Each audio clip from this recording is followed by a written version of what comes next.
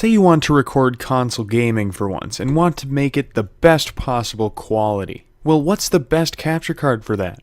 Obviously, an Elgato HD60 Pro or an HD60S.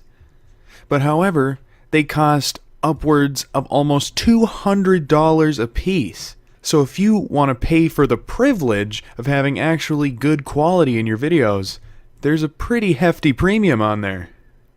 Now, what if I were to say you can throw those out, throw them in the garbage, get rid of that, and instead you can spend $18 on an HD capture card? That's right, this is the portable HD USB 2.0 port HDMI 1080p 60 FPS mini monitor video capture card for computer PC, compatible for Windows XP and 8 sound card. That was a mouthful. See, I've looked at a cheap capture card before. This one, the easier cap, and it's actually very, very good. But you know what? Let's get rid of that. Today we're going to be using this. Seeing just how good of quality you can get for $18. And believe me, you're going to want to stick around for that because it's going to get really weird. The device, which I'm going to refer to from now on as the HD capture, is very simply laid out. It's a little box, it's got a few vents on the side for airflow to get in and out to cool it down, and it's got a USB 2.0 on the front and an HDMI on the back. It's very small. You can actually even put it in your pocket if you want. Installation for the thing is very simple. You plug an HDMI cord into the other side and plug that bad boy right into your computer. Granted, it's a USB 2.0 port. Here's where our first problems arise. Upon plugging the thing into my computer, my whole monitor shut down, and it said no signal. So I had to wait 15 minutes in order to find an HDMI splitter so that I could connect multiple things to my computer, and that seemed to fix the problem. However, if you want to plug this thing into an Xbox, go ahead.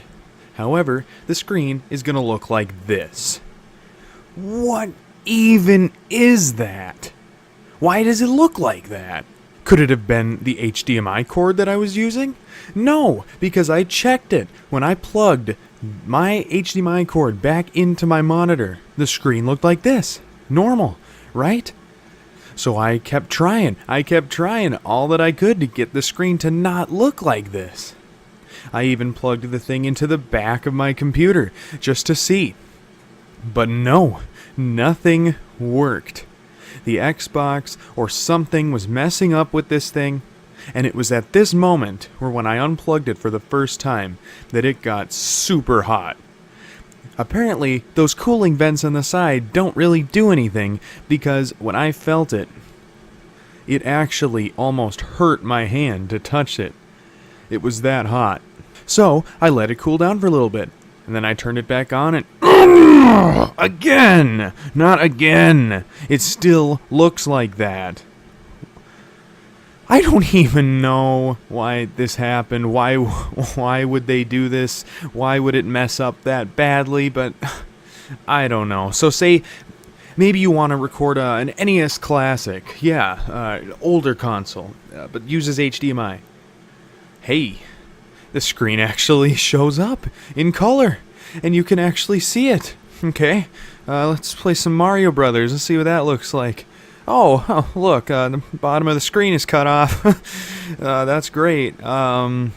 Thanks for telling me it's 1080p when the resolution is this, and it only runs at 29.97 FPS instead of 60 like you've advertised it for. So, in order to get Mario to not be cut off, I had to switch it to the lower resolution with the lower frame rate. So now we're looking at 25 FPS instead of 30, and now the game is almost impossible because of the quick time events that happen throughout the game. What is this thing? Okay, but who is in their right mind would buy this thing just to record an NES Classic? I mean, if you had a normal NES, you could just use the AV jacks on an even cheaper graphics card. You won't need HD. So how about a newer console? Obviously the Xbox One isn't going to work, but what about the Nintendo Switch? Okay, this isn't looking good, but let's give it a shot anyway.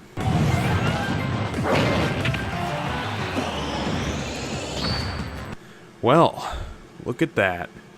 Still running at 25 FPS, so playing Smash Bros is actually pretty difficult at a lower FPS. Even Mario Odyssey seems to be lagging behind, and that game doesn't have too many QuickTime events, but still though, this shouldn't be an option. In order to get the screen full, you have to go with the lower frame rate. If you want a higher frame rate, you only get half the screen. Oh, I can't do it anymore. I just can't. So here it is. The HD capture device. It's a piece of junk. And you know what? I was actually really expecting that by about 2 seconds into opening the box that it came in. Because HD capture device, what this thing is complete and total.